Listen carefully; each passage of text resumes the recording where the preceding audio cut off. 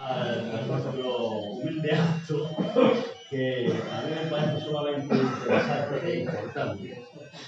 Y tenemos la suerte de tener a Miquel Amorós aquí, además a quien le agradezco especialmente porque sé que su salud está ya delicada y le hacer estos traslados largos de este tipo, pues lo tiene que hacer bastante, esforzándose bastante.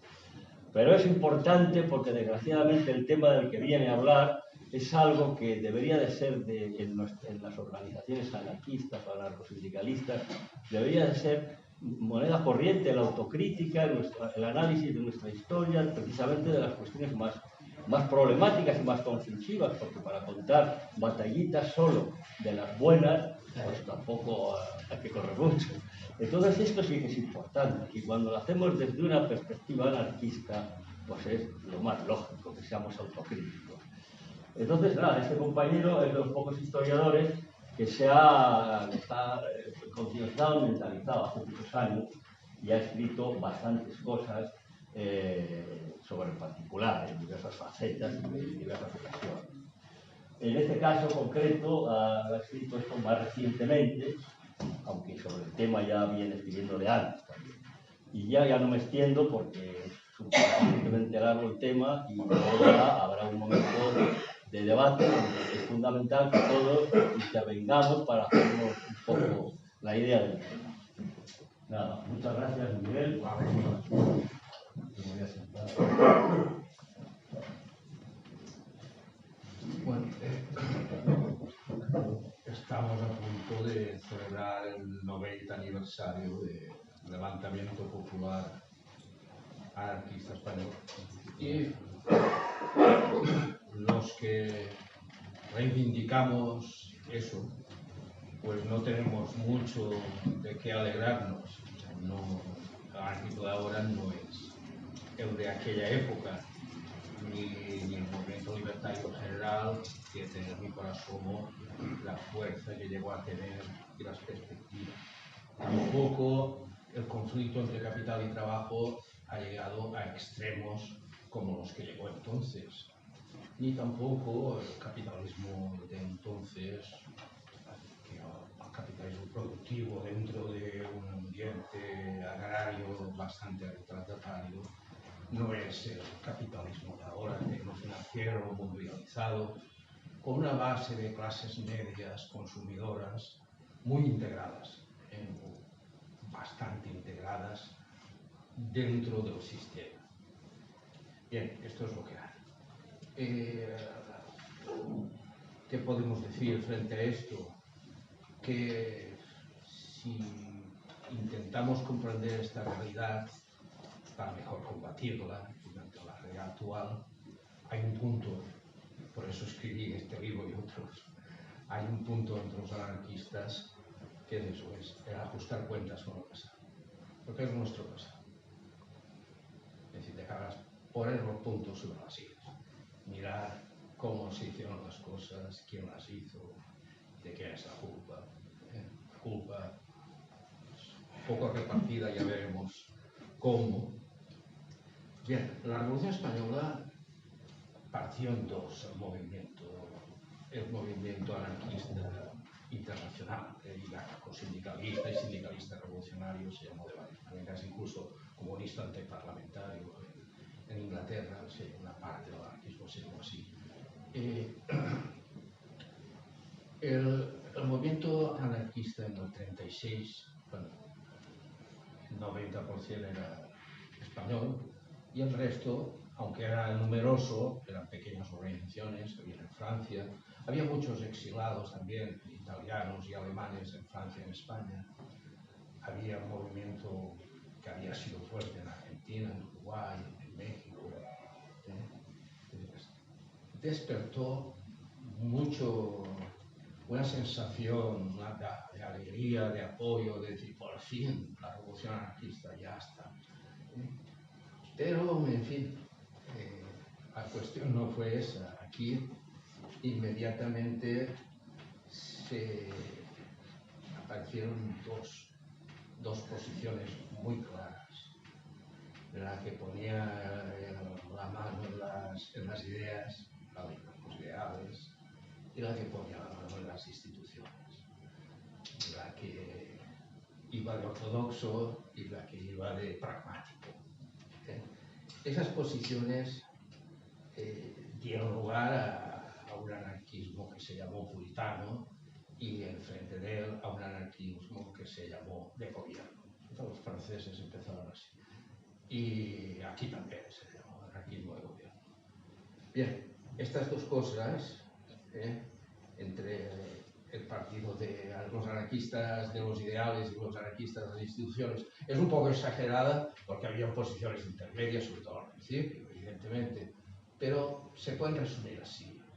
Eso es lo que ha dividido y divide hoy en día al anarquismo, y me imagino que ya habrá liquidado la idea de que solo hay un anarquismo, ¿no? De que hay bastantes, y bueno, no menciono ya los anarquismos posmodernos, estos actuales, que tienen más relación no con la clase obrera o campesina, sino con la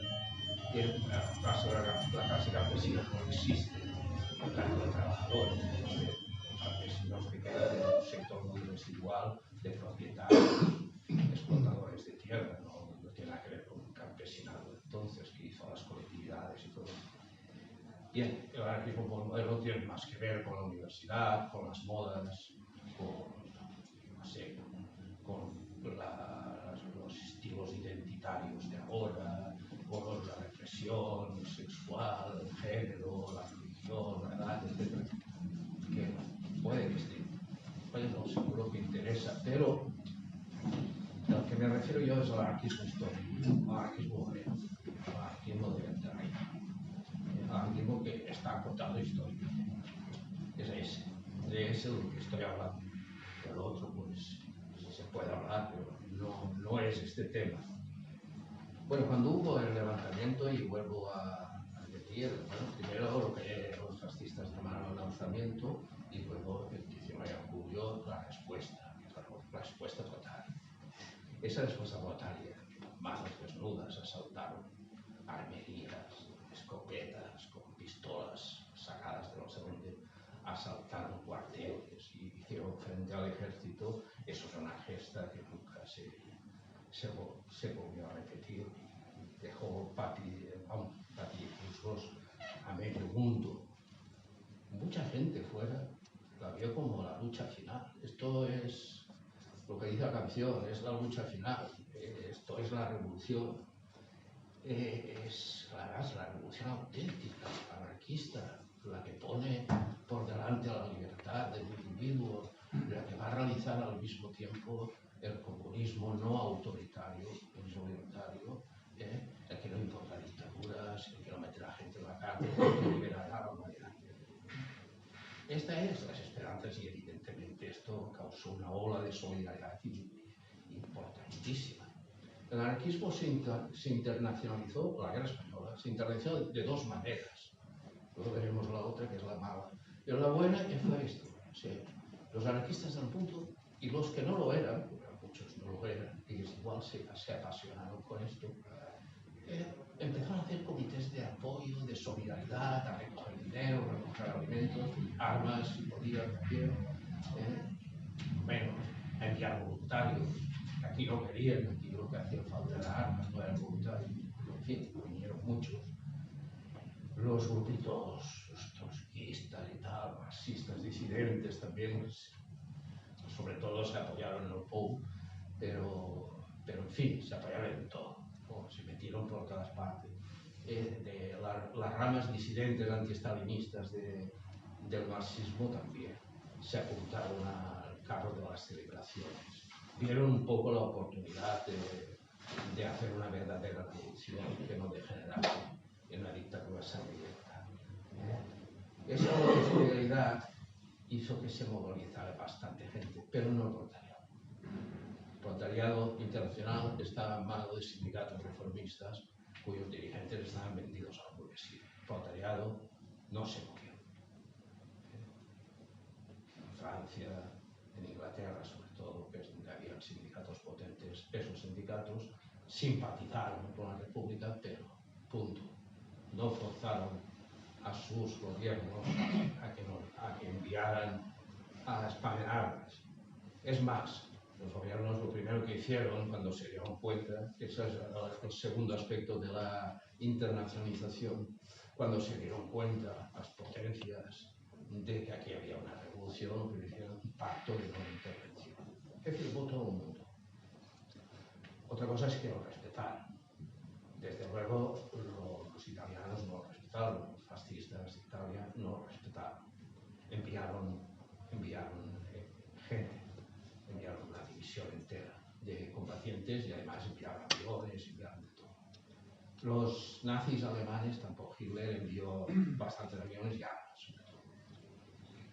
Y los rusos en contrapartida también enviaron armas a la República, evidentemente bien pagadas por el oro de España y con la factura, es decir, toda la dirección de la guerra caería en manos de asesores rusos. Son los que dirigirían cómo se utilizaban sus tanques y sus aviones. Bien, eso es la internacionalización. Evidentemente, en la balanza pesaba mucho más Rusia o pesaban mucho más las potencias pseudodemocráticas que el proletariado mundial, que no se movía, y los pequeños sindicatos activistas que sí que se movieron.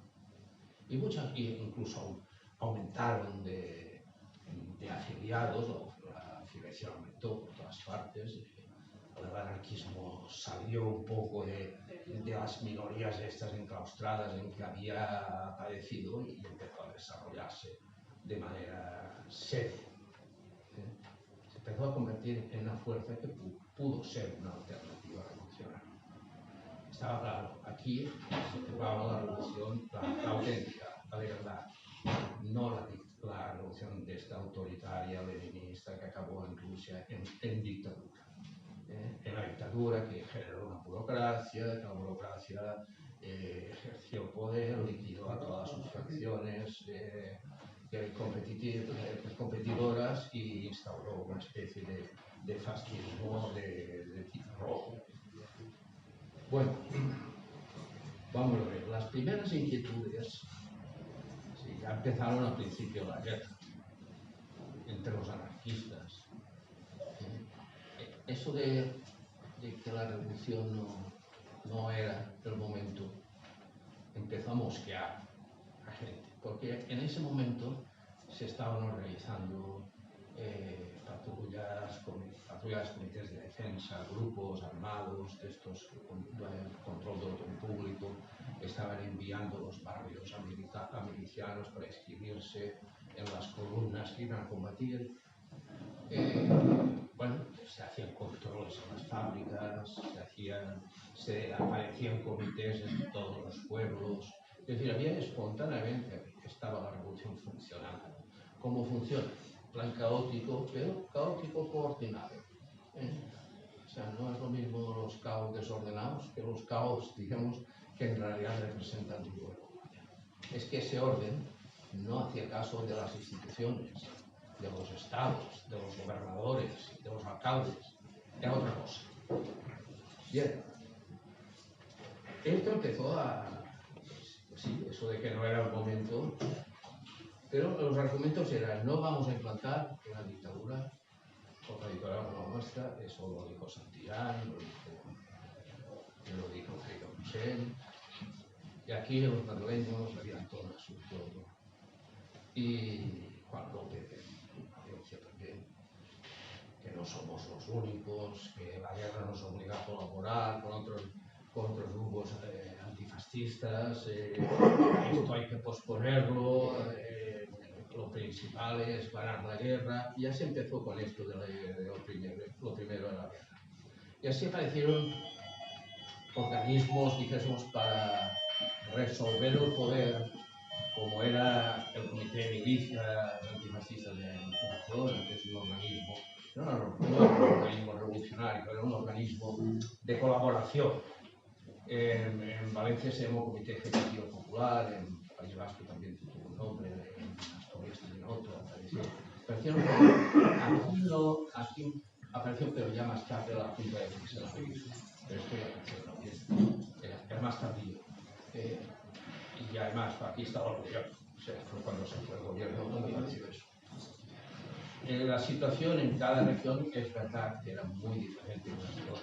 O sea, la CNT no hay una historia de la CNT, debería haber una historia de la CNT por regiones. Yo he estudiado la Andalucía, la de Valencia y la de Cataluña, no se parecen nada. Bueno, tienen elementos comunes, ¿no?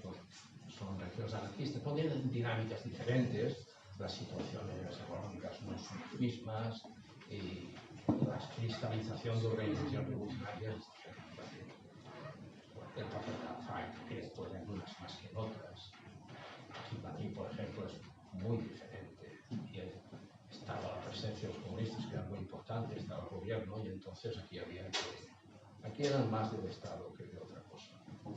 Más institucionales, pero por razones obvias. Tenían al enemigo enfrente y pensaron que organizándose como ese enemigo, pues no podrían combatir. Bueno, lo cierto es que esto de que no es el momento, de que no todos somos anarquistas, de que no se trata de imponer una dictadura anarquista y tal, obligó a virar el discurso de los dirigentes hacia el antifascismo y hacia el patriotismo y, si me apuras, hacia la colaboración de clases. Esto no era una guerra de clases, esto lo dice la solidaridad obrera. Esto es una guerra de la independencia.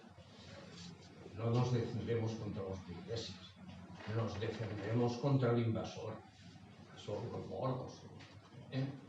Y este discurso era un poco extravagante, incluso esto que no era una lucha de clases, que era una gran independencia, una guerra en defensa de la democracia, chocaba mucho.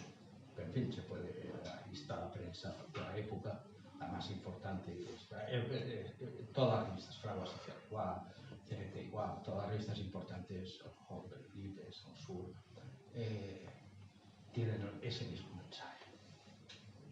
Bien, entonces, en ese contexto, en un contexto en el que interesaba sobre todo dar una impresión de antifascismo, de unidad, de una cierta disciplina frente al enemigo fascista, hizo que la Sociedad de Naciones fuese más importante que el proletariado mundial. Y la estrategia, digamos, exterior de la CNT y de la FAI fue atraer el beneplácito de esas potencias exteriores.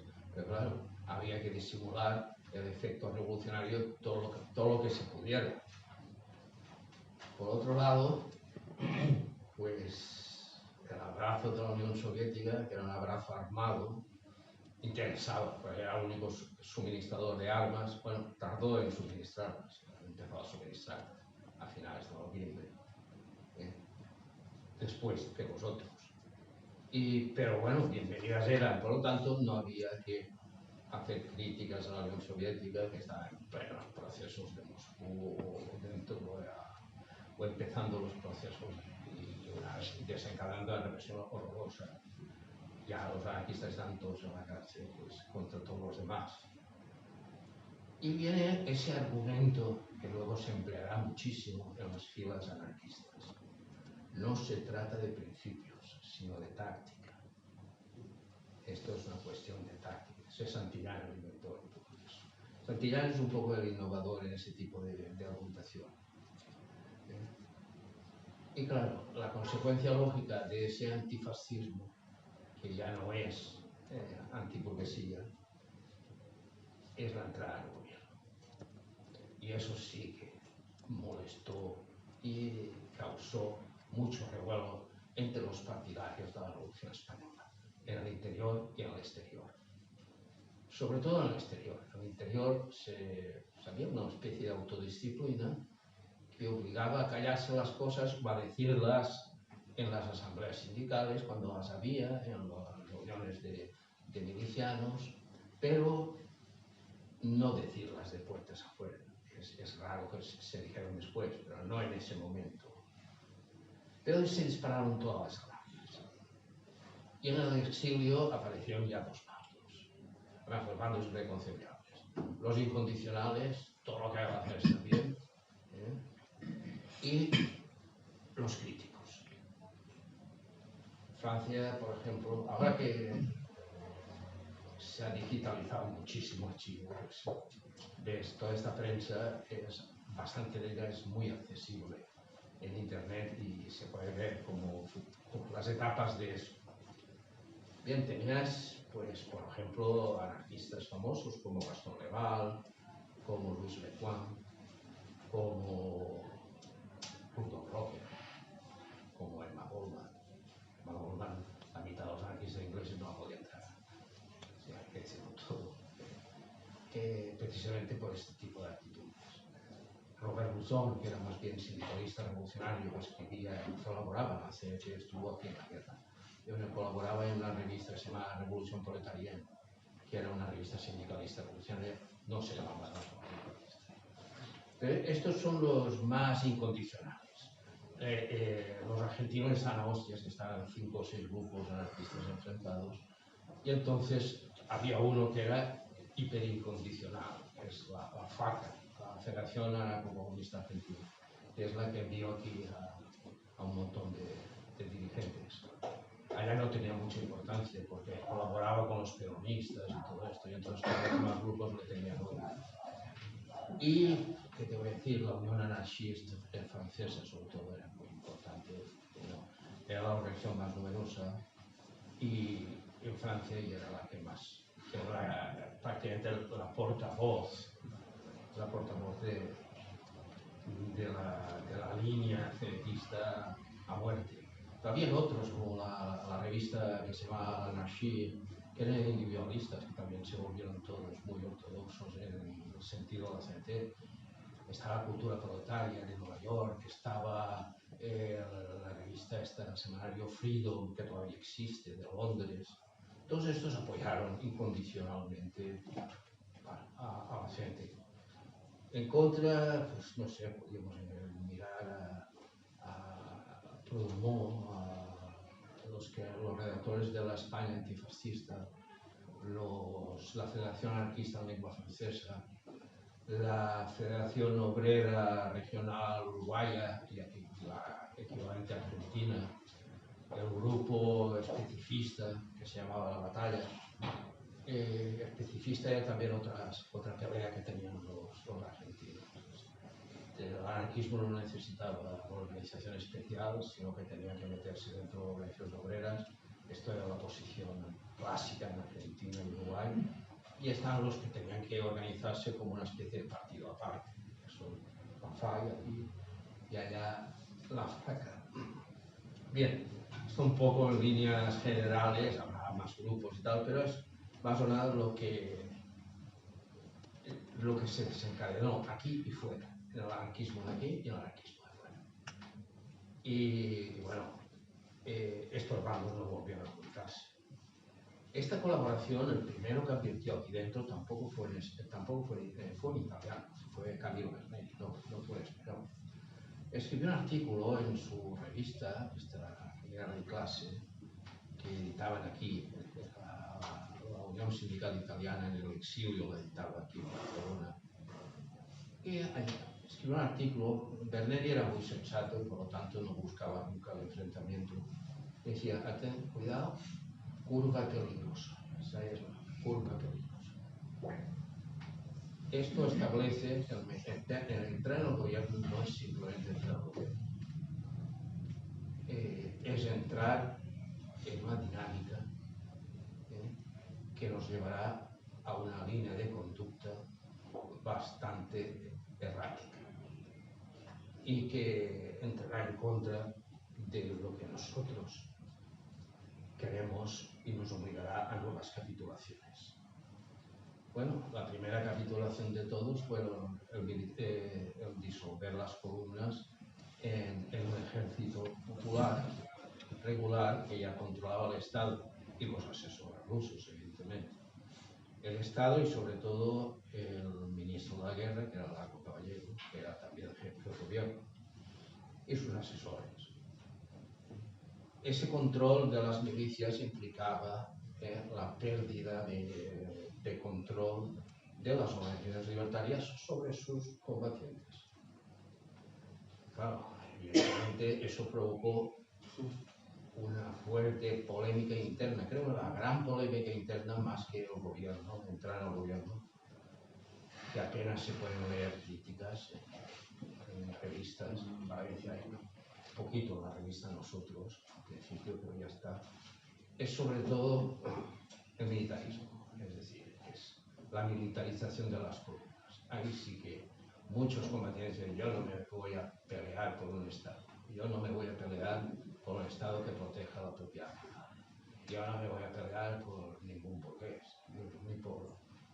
ni por la pequeña burguesía, yo lucho por la revolución proletaria anarquista. Y entonces esto ocasionó bastantes polémicas. Aquí en Madrid se fajaron bastante. Esto nos militarizamos, las memorias de Mera lo dicen, y los que lo conocieron en aquel momento lo corroboran. Se insistió mucho en militarizarse porque el descontrol que había aquí en las columnas era parece ser bastante grave como para atajarlo de una manera, y Mera pensó, bueno, Mera y Eduardo Val y el comité. Aquí funcionaba muy diferente a Barcelona, y aquí quien mandaba era el Comité de Defensa, que era un grupo, que no mandaba al Comité Regional, el Comité Nacional de la CNT. Y el Comité de Defensa, que aquí había que tener esto bien atado. Y entonces estos fueron los primeros que se plantearon una militarización seria. A estos mandaron a los hermanos Sanz, a Eusebio Sanz y otros a hablar con la gobierno, porque te conocemos y anarquistas, sí. Pues si vienes con esto, lo echaron. Llegó bastante pronto. La Cola de Hierro no se medializó hasta finales hasta abril. Tardó mucho con la Cola de Tierra Libertad igual. Las colas valencianas casi todas. Y las de aquí, las de aquí no. Las andaluzas sí, Maroto resistió bastante. Y bueno, y las otras, las de los hermanos Arcas, y no lo vieron claro y aguantaron, y eso que habían tenido la derrota de Málaga y tal. Bueno, esto dio lugar a un grupo de la Comunidad de Urruti, de la cuarta agrupación, eran cerca de 1000, más el grupo internacional, que eran unos 100 y pico, más grupos sueltos que combatían como Acción de Alegría, como las baterías de ametralladoras, que se separaron de la columna y bajaron a retaguardia y fundaron la asociación Amigos de Urruti. Ellos en la asociación ya decían, bueno, estamos perdiendo en todos lados, se está imponiendo la contrarrevolución en todas partes, están abriendo las iglesias, se están atacando las colectividades, hicieron una voz de alarma. Yo detallo con más entendimiento, pero en fin, para eso. Los amigos en un principio eran simplemente milicianos que se negaran a combatir. No eran los más radicales, porque ellos lo del Estado no lo criticaban. Ellos decían que lo que tenía que haber habido eran 10 o 12 ministros de la CNT, no solo 4, 3 y medio en general, que había un ministerio que lo partieron todos.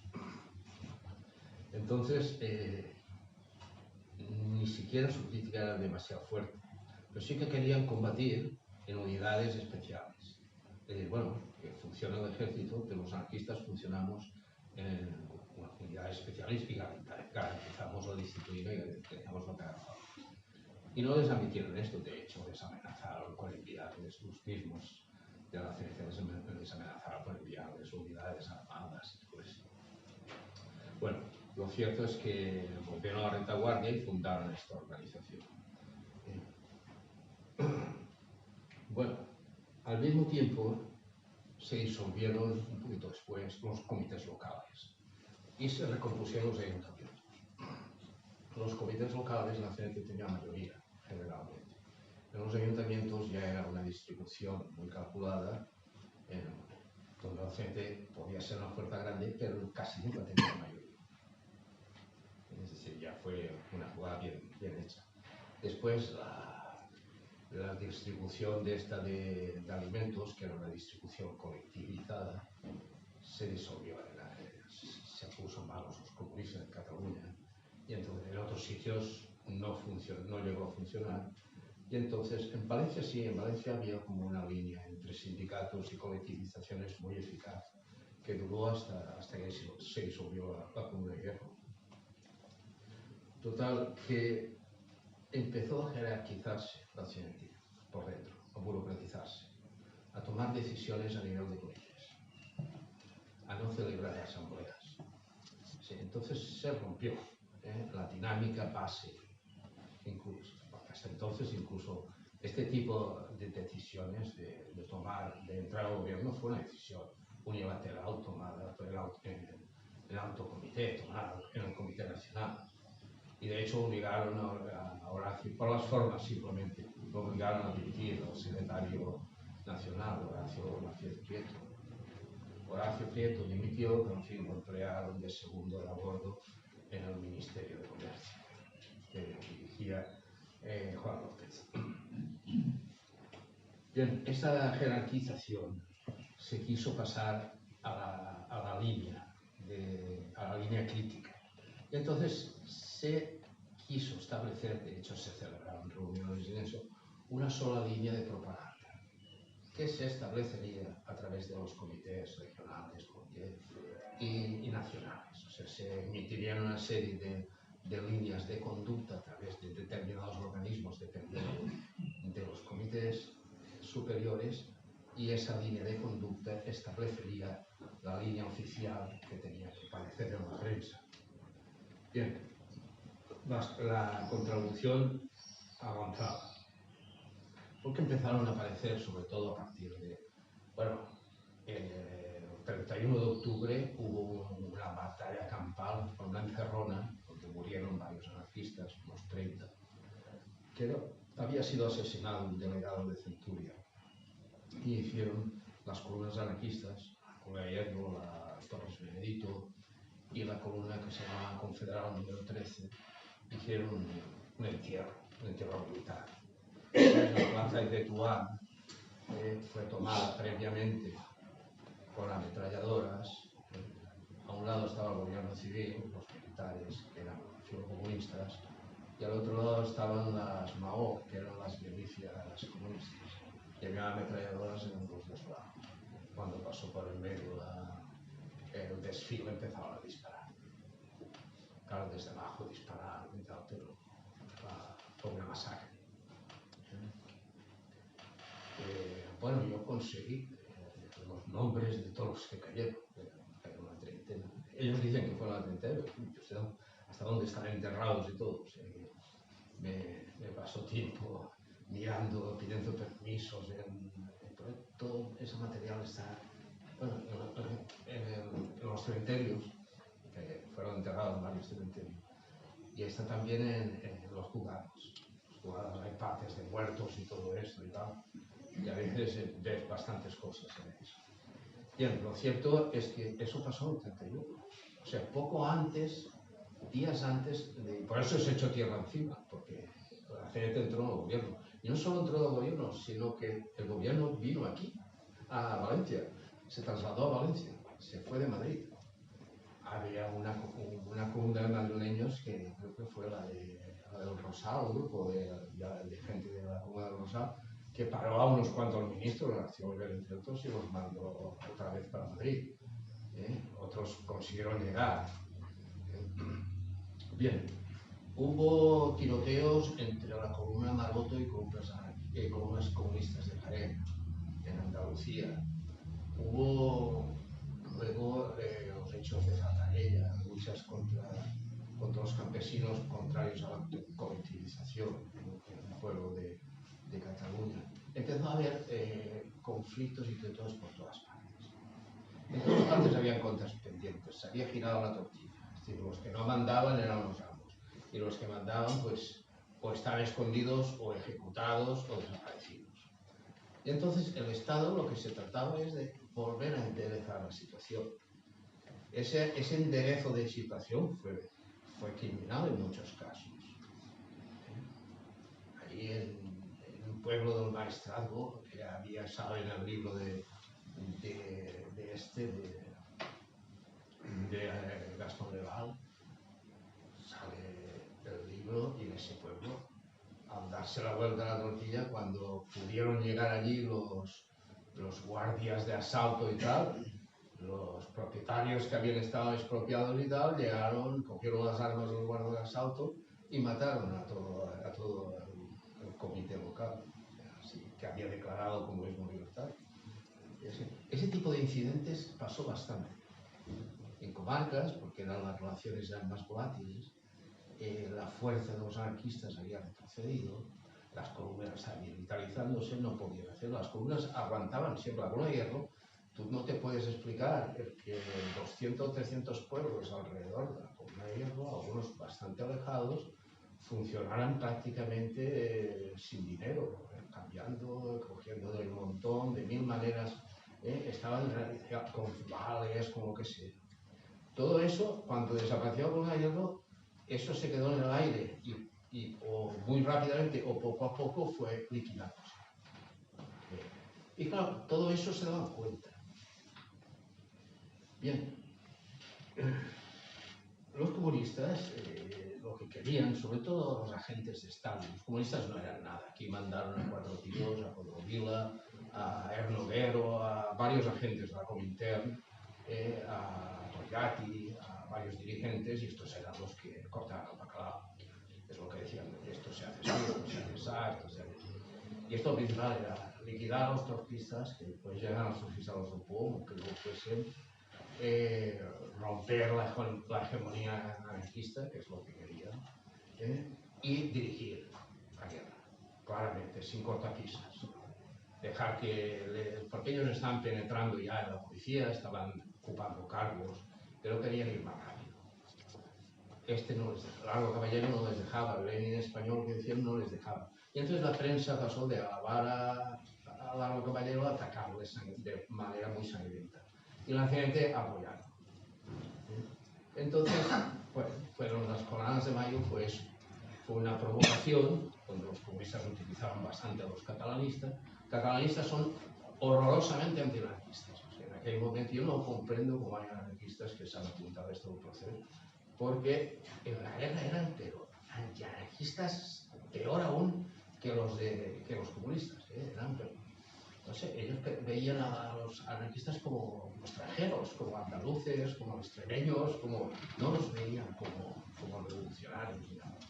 El único Balius, que era el único nacionalista que se pasó a ellos, fue el secretario de esta organización, que era un personaje muy particular. Pues tenemos las jornadas de mayo. Cuando llegan las jornadas de mayo y ya tenemos dos patinazos importantes en la CNT. El primero, no es el momento de hacer la revolución, hay que ser antifascistas. Y el segundo, pues, el gobierno, hay que entrar en el gobierno. No vamos a luchar, Peiró todavía lo aclaró más. Queremos una república donde funcionen al mismo tiempo los experimentos colectivistas que estamos llevando a cabo nosotros y la propiedad privada y el derecho y el Estado, por supuesto. Esto era un poco un discurso que hizo bastante pronto, en noviembre o diciembre del 36. Los comunistas hablaban muy bien siempre, pero era más moderado en público, no los hay de peores. Y él fue un tío bastante honrado dentro de lo suyo. Era simplemente, era pacífico y moderado y interpretaba las cosas de esa manera. Bueno, ¿qué pasa en el mayo? Porque aquí no se pararon, aquí les vendieron la moto de que aquello fue una conspiración y que lo mejor era haberse calmado, porque aquí atacaron a los amigos del Cogote, el Castilla Libre y todo esto, esos que utilizan el nombre del Cogote y tal, estaban muy mal informados y se comportaron pésimamente. Ellos pensaban que la organización tenía que ser en bloque, actuar. Y bueno, lo que cabreó sobre todo es que los anarquistas ganaron, lo tenían todo, el 90% de las fuerzas que había. en Barcelona eran anarquistas, controlaban casi todas las barricadas. Y las fuerzas del frente, los 2/3 eran anarquistas. Y evidentemente las más aguerridas estaban la Durruti, la Roja y Negra, la Tierra y Libertad, la columna de Valdetreco, la columna que mandaba Manuel Bascaso, la de Vivancos, la columna Ortiz, yo qué sé, tenían todo. En Valencia tenían bastante. En Andalucía 50-50. En Aragón todo. Y entonces, bueno, en ese momento se podía aprovechar las circunstancias y hacer una revolución, aunque se perdiera, pero como no se haría, no se hizo. Es más, se echaron para atrás. Dijeron abandonar las barricadas, a pesar de que cuando abandonaban las barricadas les disparaban. Y a pesar de que les pedían el carnet, los rompían, los provocaban, encerraban, estos soltaban a todos los que tenían detenidos, la CNT soltó a todos. Los otros no, los otros conservaron, incluso hubo bastantes anarquistas desaparecidos, 20 o 30. Los más conocidos, Juan Rúa, Alfredo Martínez, que era secretario de las Juventudes Libertarias. Bueno, hubo Arís, un dirigente de la columna Durruti, también era de Horta, del barrio de Horta de Barcelona, es también desaparecido. Bueno, ¿qué hacía la CNT?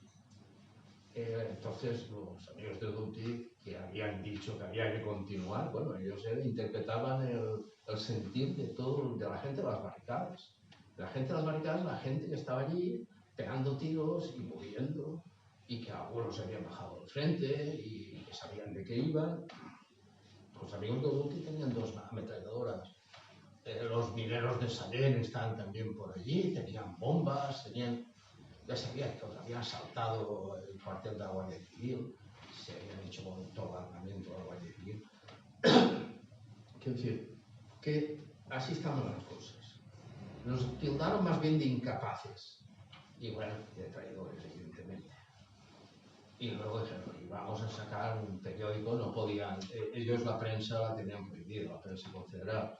Hasta entonces, Balius era director de prensa y como lo habían echado lo habían obligado a irse a la Solidaridad Obrera, porque la Solidaridad Obrera era la que hablaba de esto, de defender la democracia y todo esto, la dirigía Jacinto Torío. Cuando pusieron al director, ese director era antiautoritario, semifascista, de origen católico y todo esto, y empezó allí a imponer la línea del comité a rajatabla. Y este se fue, y como había sido prácticamente uno de los directores de la SOVI revolucionaria, pues lo metieron en La Noche. La Noche era el organismo del Partido de Azaña. Y él lo que hizo, transformó La Noche en un periódico revolucionario y puso allí anuncios sobre todo de los comités de defensa, de los grupos de la FAI, de las reuniones que habían de los sindicales. Se metía con todos los burócratas, algunos se quejaron, como Herrera. Se metía con los rusos, está prohibido, no te podías meterte con los rusos. Antonio Bosengo, el cónsul, fue a hablar con el Comité Nacional porque, fíjate tú, dicen que estamos fusilando a revolucionarios. Él era un revolucionario arrepentido, evidentemente, que también lo fusilaron luego cuando volvió.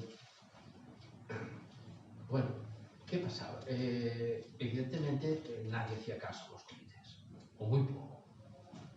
Los dirigentes decían, mira, no siguen los vuestros. Y hay documentos de estos que se han publicado en poco tiempo que la KGB estuvo abierta, donde dicen, no, mira, hay que hacer caso, hay anarquistas buenos y anarquistas malos. Los buenos son García Oliver, Sergio Montseny, Peiró, Jacinto Torío, eran buenos. Los dirigentes más o menos eran Valentín más. Y los malos eran pues estos, los de la base, los que estaban en sindicatos, los que no obedecían. Hay un artículo que luego se editó, sobre todo los de la FACA lo hicieron circular mucho. Robert Buzón escribió un artículo comparando la situación con el 15 de mayo de la Revolución del 48 en Francia, comparando las jornadas. Porque en aquellas jornadas el proletariado de París ganó la batalla, pero los dirigentes no les interesaba esa victoria y retrocedieron. Entonces decían, él lo decía claramente, dice, ¿por qué no ganaron si tenían todas las cartas, todos los triunfos en la mano? ¿Por qué no ganaron? Porque no querían. ¿No? Y claro, y además ese artículo fue reproducido, muchos de estos artículos la gente los reprodujo en forma de folletos, todo esto, o en forma de informes, de circulares. Es decir, no buscaban la victoria. Ellos no querían ganar de ninguna manera. No sabían qué hacer con ello. Ellos esperaban que en el momento en que tuvieran la victoria en la mano, pues los aislarían del mundo, se cerraría para ellos, la Unión Soviética dejaría de enviar armas, aunque no las enviara del todo, y al fin y al cabo ellos perderían todo, y perderían todas las posiciones que tenían. Por lo tanto, había que conservar las que se pudiesen. Lo digo porque enseguida cayó el Consejo de Aragón y no movieron un dedo por el Consejo de Aragón, les dijeron que no hicieran nada. Esto ahora se conoce mucho. Todos los archivos de la CNT en Arcel están digitalizados y las conversaciones de los comités son diarias, están todos los días ahí. Se pueden leer perfectamente. Yo tengo acceso casi menos. Como he estado tantas veces, al final me dieron un acceso directo. Ahí no volvía. En fin, hasta ahora es muy bonita. Bien, ¿qué pasó en ese momento? Que no se quería todo, se quería conservar. Si había que ceder 10, se cedían 10. Si había que ceder 20, se cedían 20. Y entonces vino la represión y vino las provocaciones. Ateneos que se cerraban, gente que aparecía muerta, el espionaje ruso empezó a infiltrarse por todos lados, empezó a desarrollarse también la quinta columna, que hasta entonces no había funcionado prácticamente. El Partido Comunista empezó a reforzarse muchísimo, la CNT empezó a florear por todos lados. En las comarcas de catalanes, sobre todo las catalanas, con las valencianas también, y me imagino que en Castilla, porque en Castilla la Brigada Lista hizo masacres de campesinos, la gente había muertos, huidos, presos por todos lados, desaparecidos.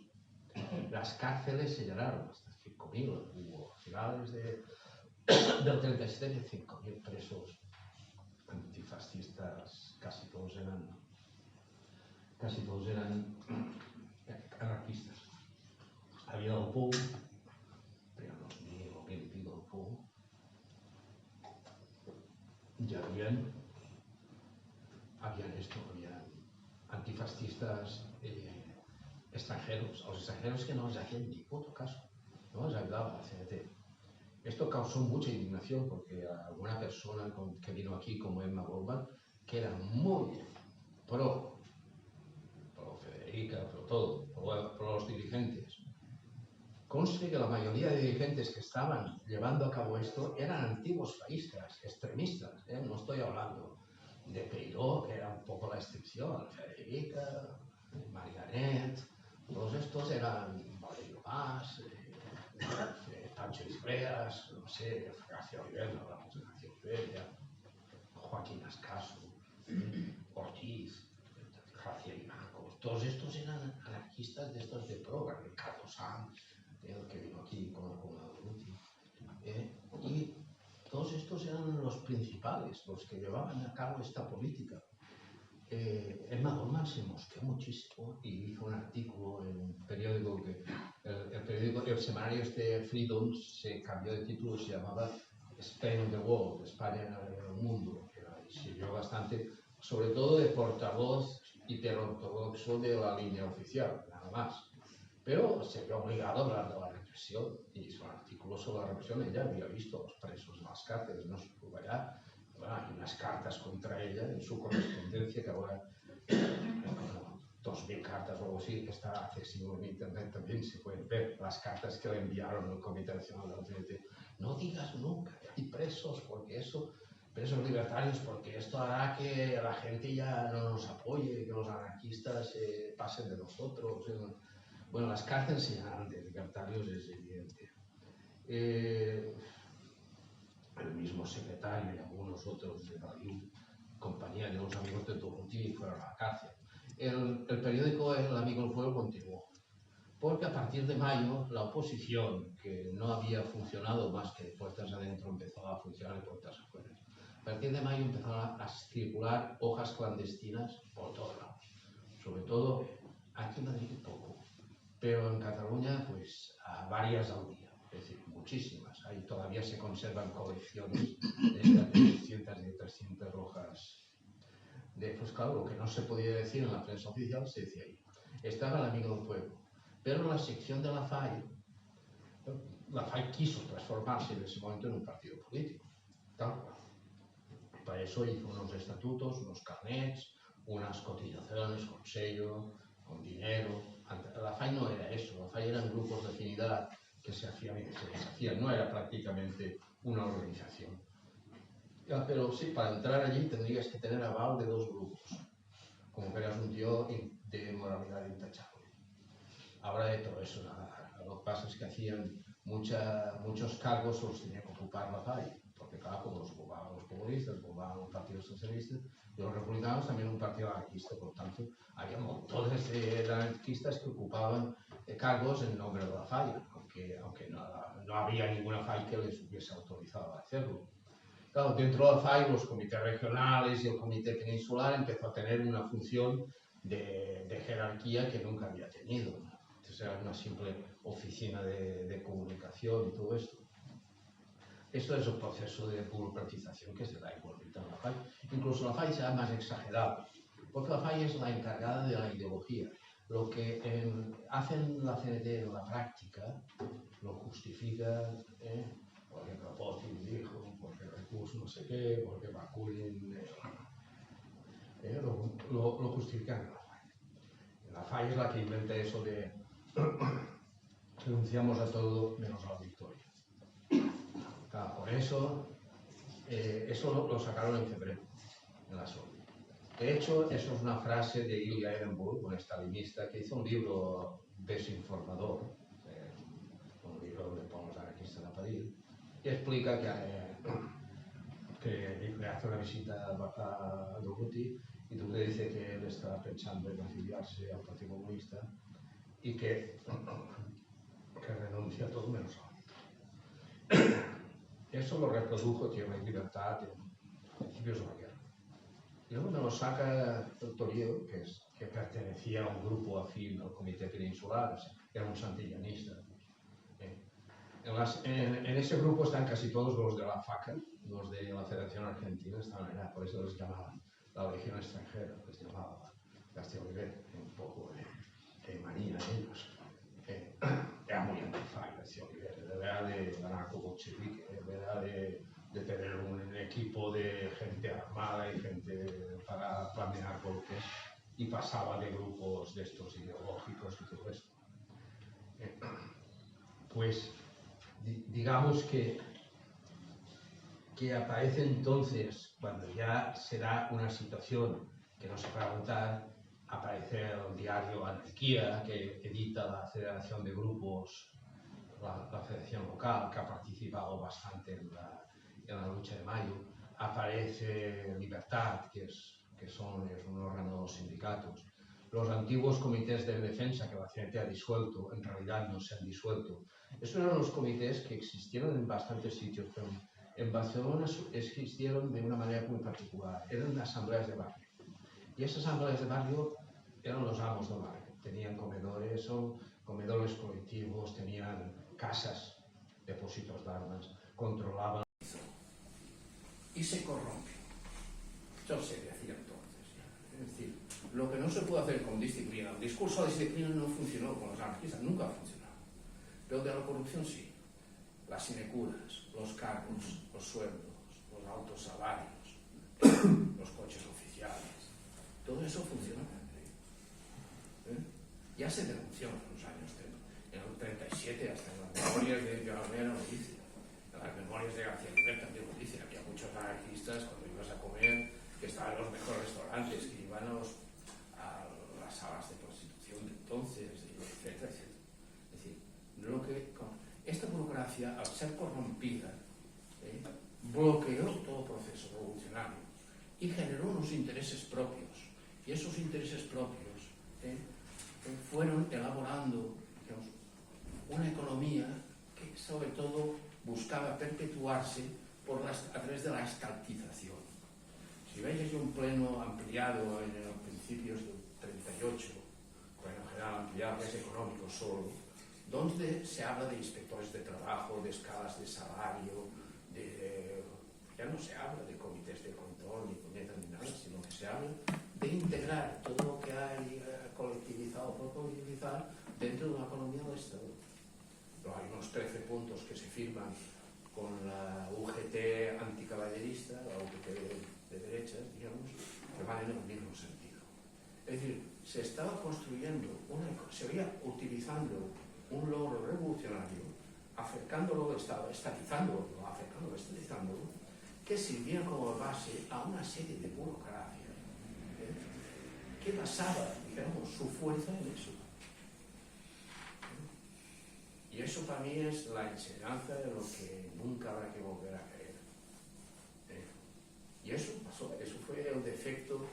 Hay mucha gente que no lo acepta todavía. Dentro del anarquismo, por eso digo yo que nunca se ajustaron las cuentas suficientes porque muchos no van a aceptar ese tipo de cosas. Ellos piensan todavía en las circunstancias.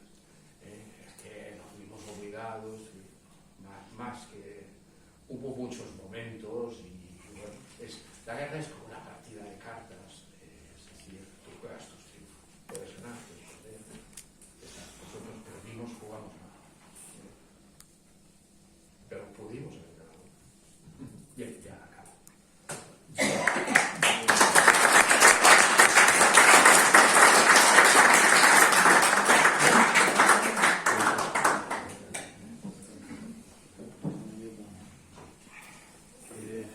¿Quieres moderar? No hablo yo. Pues pedir la palabra, si hacéis el favor, para poder no emocionar todos al mismo tiempo para hablar. Primero, compañero, ahora sí, de momento alguno más. ¿Quién? Aquí, compañero. Javier, segundo, tercero. Venga, puede ser que cuarto por ahí.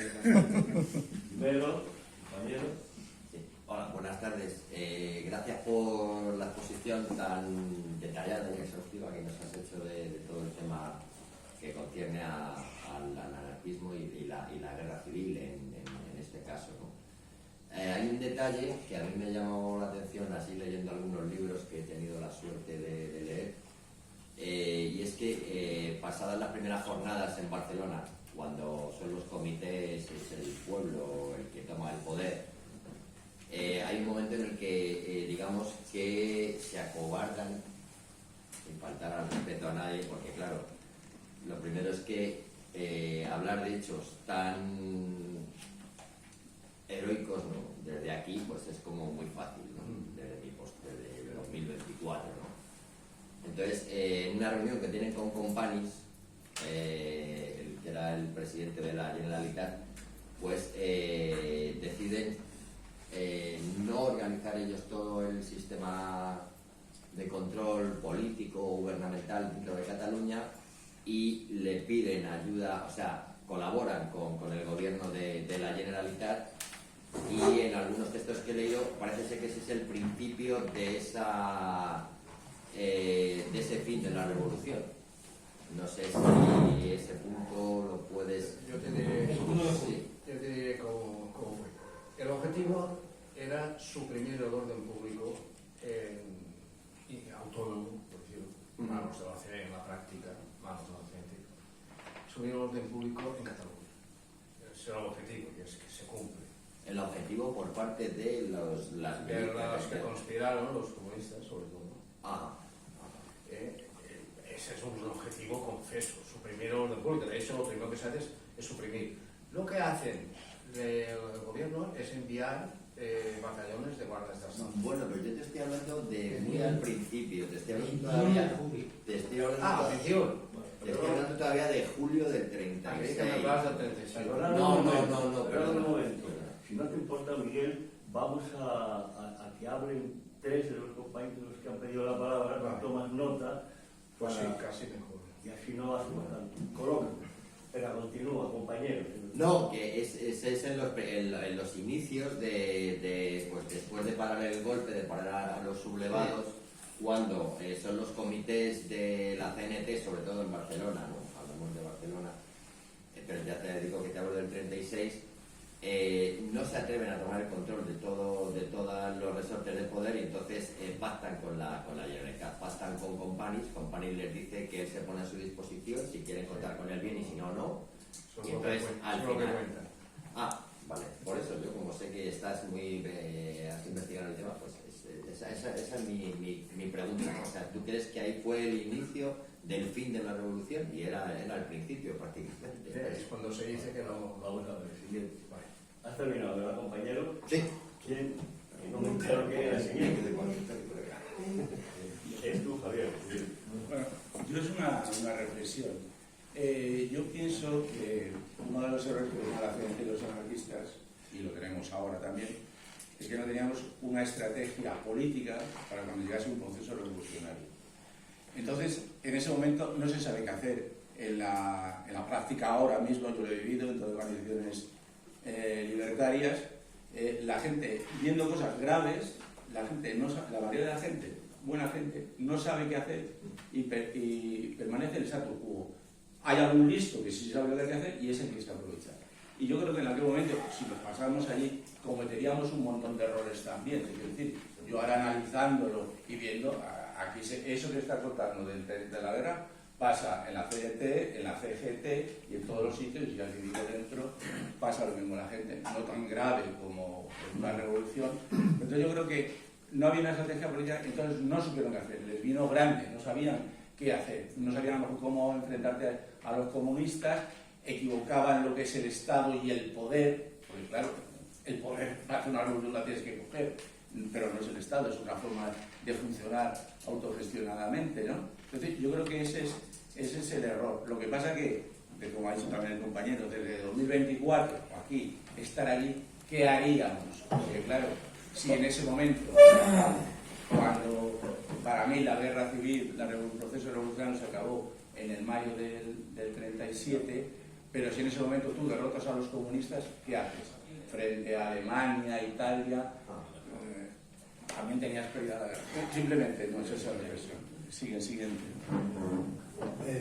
Yo quería preguntar si tienen más ejemplos concretos de que la burocratización de la CNT o la crítica a la gente que participó en el gobierno y aquello de que se convertían en lo que criticaban, que concretamente, ¿qué hacían que no habrían hecho antes? ¿O qué formas de autoritarismo? ¿A qué nos referimos concretamente con burocratización para que fuese incompatible con lo que se suponía que decían? Ejemplos concretos, lo que me falta, la curiosidad. El último... Sí, yo era más una reflexión. Era, si el anarquista tiene que ser materialmente compatible con su realidad, y yo estoy aquí sentado y vemos yo y mi compañero, igual tenemos 20 y pico años, pero los demás tenéis bastante más años que nosotros. Entonces es más una pregunta a vosotros, ¿por qué creéis que pasa esto? ¿El qué? Porque hay poca gente joven aquí. Eso es una buena pregunta. Buena, Yo tengo mi opinión, pero me gustaría que me dijerais la vuestra. Bueno, pero perdona, tú Sí. puedes poner tu opinión. Prefiero ponerla luego, prefiero escuchar a alguien, prefiero estar en una conversación con alguien.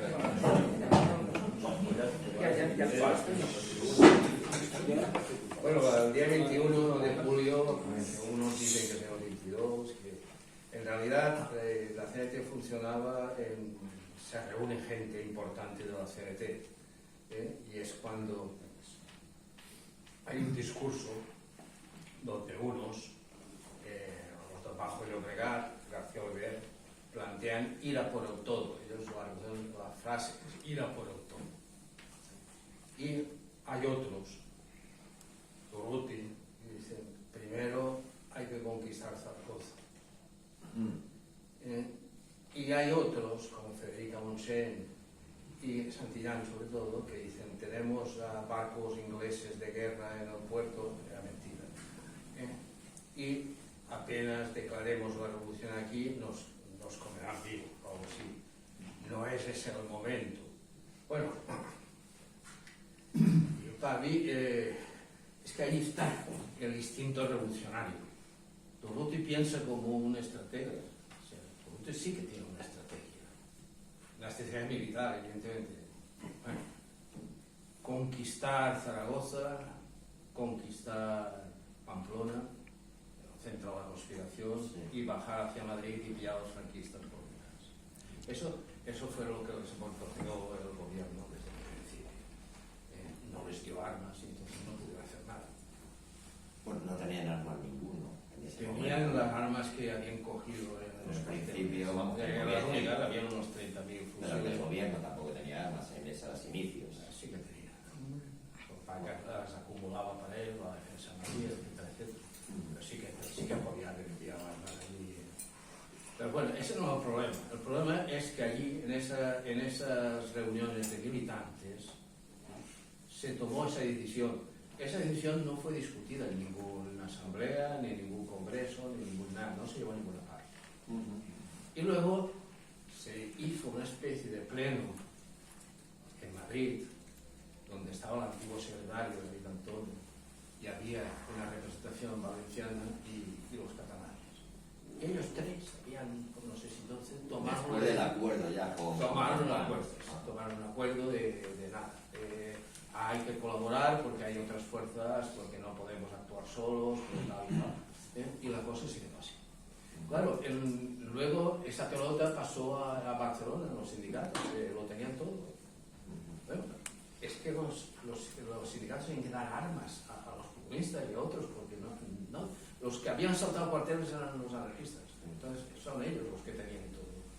Tenían que dar armas a los demás. Claro, ¿qué querías que hiciese Companys? Companys quería, y lo consiguió, conservar de nombre solo la Generalitat. Luego al final la Generalitat los metió dentro. Fue una operación política de mucho calado. Y muy bien, los catalanes son muy cabrones, muy felices. Lo son todavía ahora, tú ya ves cómo funciona. Aquí entonces igual. En ese sentido, me quito el sombrero porque salvó la Generalitat y salvó a la burguesía y a todo. Lo salvó en esa transacción. Pero eso no pintaba nada, porque quienes mandaban eran los comités de defensa, las barriadas, los sindicatos, y no pintó nada porque la revolución continúa adelante. El que dice que falta de estrategia, la estrategia era un poco caótica, pero la estaban montando.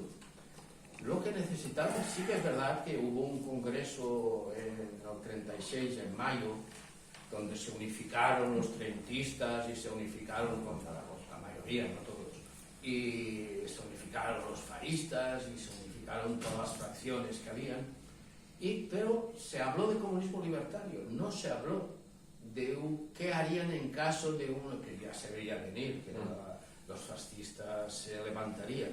No se habló, bueno, Durruti, García Oliver y todos estos, como eran militaristas, tenían ellos sus planes. Todo poder a los sindicatos, tenían ciertos planes, vamos.